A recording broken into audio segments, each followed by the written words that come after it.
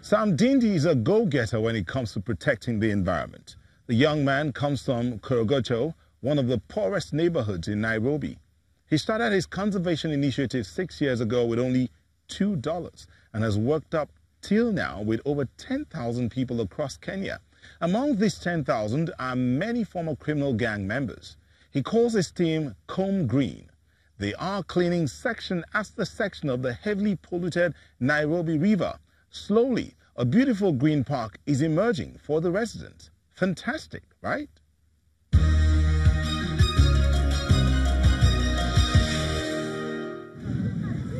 A lush strip of green, a bit of paradise on the riverbanks of the heavily polluted Nairobi River. What was once a dump site is now a small park.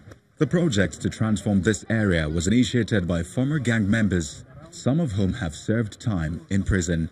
Now their efforts have drawn some extra support. Sam Dindi is an environmental activist with a lot of experience. He's here to help organize a river cleanup on a much larger scale. Basically on the environmental aspect of understanding what the riparian ecosystem is, how to restore it well, and also the human aspect. How are they, as a community, how are they supposed to work together as a team? How are they supposed to, what kind of efforts are they supposed to put together in order to restore this river? Dindi is passionate about environmental protection. He often visits schools to talk about nature conservation. Why should we keep our environment clean? We should keep our environment clean to prevent. Dindi has helped these children to plant a garden in the schoolyard. I love caring for environment.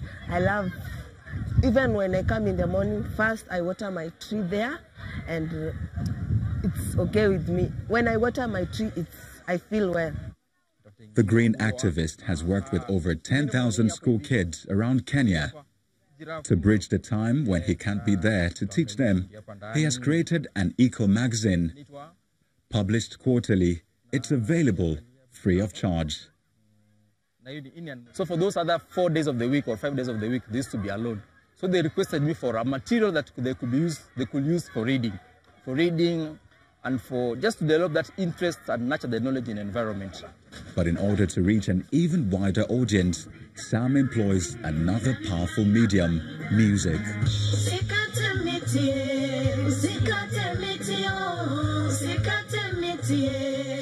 He co-writes songs and produces studio recordings with young artists. I decided to sing about trees because they are part of our environment. They are important to our lives. We need them like we need air, like we need water. So I looked at it and discovered it has a message, and it was unique. So it's better kukua unique. Sure. The songs have been performed at a variety of environmental events. One of them won an African Rhino Conservation Award in 2013. The biggest breakthrough still remains this Kifaru Takupenda song won, winning an award in South Africa during the Rhino Conservation Award.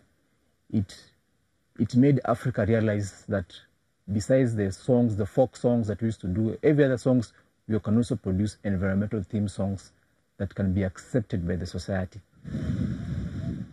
Back to the green project by the Nairobi River, Sam Dindi has come up to help supervise another riverside cleanup. The park is already the cleanest, greenest part of Korogocho, a slum area in the Kenyan capital. But Sam Dindi's vision is much more ambitious. My motivation is to bring back the Eden, the land that Kenya was, a beautiful country. If you come back to a school or an area which is green, then a green environment is a stress buster. That's what I call it. So we are stressed in Kenya today. We are stressed in Kenya today because our environment is so polluted. It is so deforested. We have got nothing to be proud of. But that can't be said of these people here in Korogocho, who have taken responsibility for the environment into their own hands and created a mini Eden on the banks of the Nairobi River. Hope for young people and hope for their environment. This report from Kenya closes our show today. We hope you liked it and are inspired by it. Join us next week for a new episode of Eco at Africa. That's all from me in Lagos, Nigeria. Bye-bye.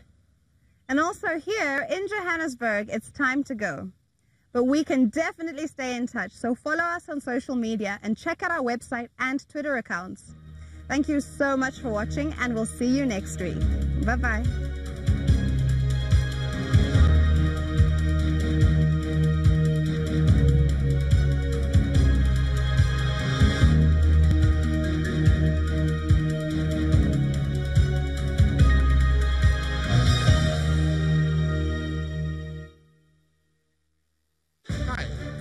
The main topic on everybody's minds at this time is the 2019 elections.